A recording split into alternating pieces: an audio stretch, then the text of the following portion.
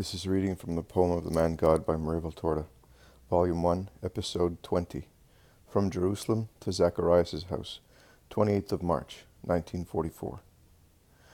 We are in Jerusalem. I know the town very well now, with its streets and gates. The first thing Mary and Joseph do is to go to the temple. I recognize the stable where Joseph left his donkey on the day of Jesus' presentation in the temple. Also now he leaves the 2 donkeys there, after feeding them, and then he goes with Mary to worship the Lord. When they come out, they enter a house which apparently belongs to people they know. They take some refreshment there, and Mary rests until Joseph comes back with a little old man. This man is going your way. You will not have to travel a long way by yourself to get to your relatives. You can trust them, because I know him. They get on their donkeys again, and Joseph goes with Mary as far as the gate. It is not the one they entered, but a different one, and they part there. Mary proceeds with the little old man, who is as talkative as Joseph was silent, and takes an interest in many things. Mary answers him patiently. In front of the saddle, she has now the little trunk which Joseph's donkey had carried earlier, and she is no longer wearing the large mantle. Neither has she on the shawl which is folded on the trunk, and she is really beautiful in her dark blue dress and white veil that protects her from the sun. How beautiful she is! The old man must be somewhat deaf, because Mary, who was wont to speak in a very low voice, had to speak loudly to make herself heard. And now he is tired. He has finished with all his questions and news, and is dozing on the saddle, led by the donkey that is familiar with the road.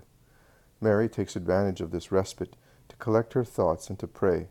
It must be a prayer that she sings in a low voice, looking at the blue sky, with her arms crossed over her breast, while her face is bright and happy because of some eternal emotions. I see nothing else.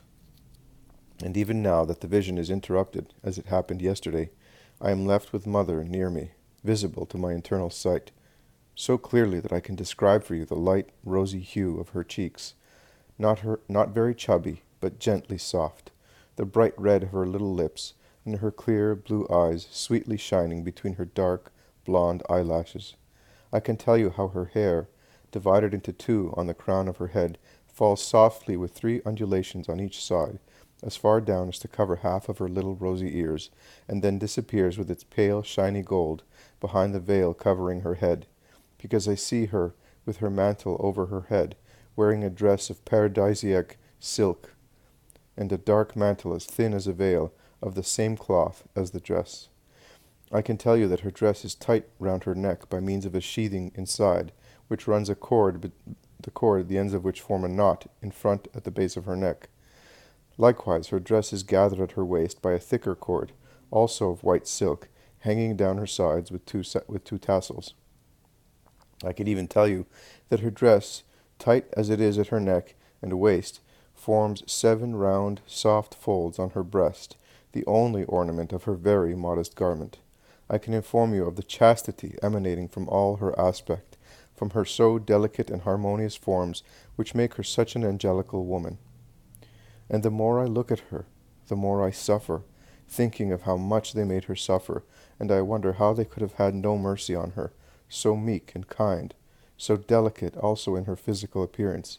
I look at her, and I can hear once again all the shouting on Calvary, also against her, all the mockery and insults, all the maledictions shouted against her because she was the mother of the convict.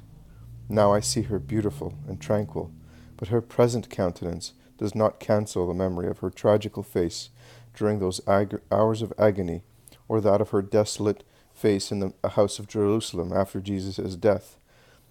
And I would like to be able to caress and kiss her cheek, so delicately rosy and soft, to remove with my kiss that remembrance of grievous tears, as she certainly remembers as I do. You cannot believe how much peace it gives me to have her near me. I think that to die seeing her must be as sweet and even sweeter than the sweetest hour of one's lifetime. During the time that I did not see her thus, all for myself, her absence was a great sorrow to me, just like the absence of a mother. I now feel once again the ineffable joy which was my companion in December and early January, and I am happy, notwithstanding, that the sight of the torture of the Passion casts a veil of grief on all my happiness. It is difficult to explain and make you understand what I feel, and what has been happening since February the 11th, when in the evening I saw Jesus suffer in his passion. That sight has changed me completely.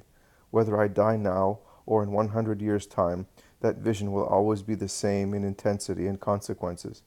Previously, I used to think of the sorrows of Christ.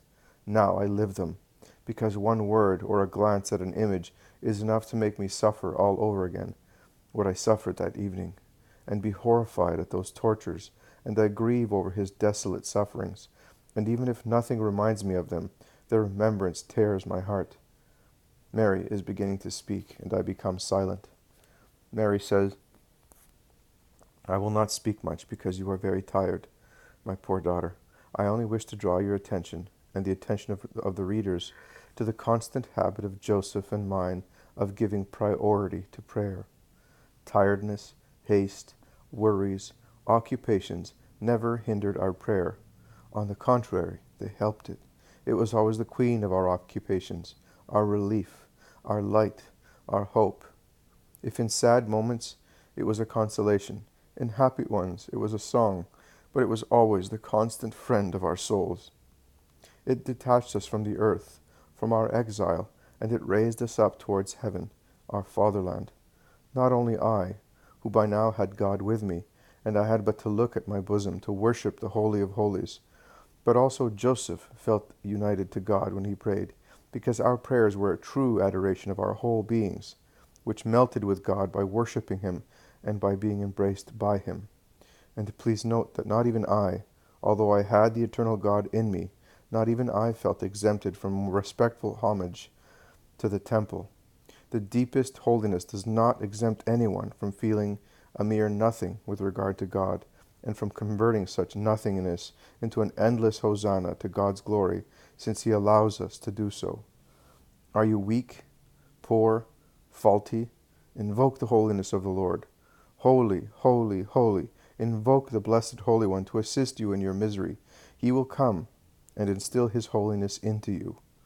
Are you holy and rich in merits in the eyes of God? Invoke the holiness of the Lord just the same. It is infinite and will increase yours. The angels, who are superior to the weaknesses of mankind, do not cease singing their Sanctus, not even for an instant, and their supernatural beauty increases with each invocation of the holiness of our God. Imitate the angels. Never divest yourselves of the protection of prayer, which blunts the weapons of Satan, the malice of the world, the incentives of the flesh, and mental pride.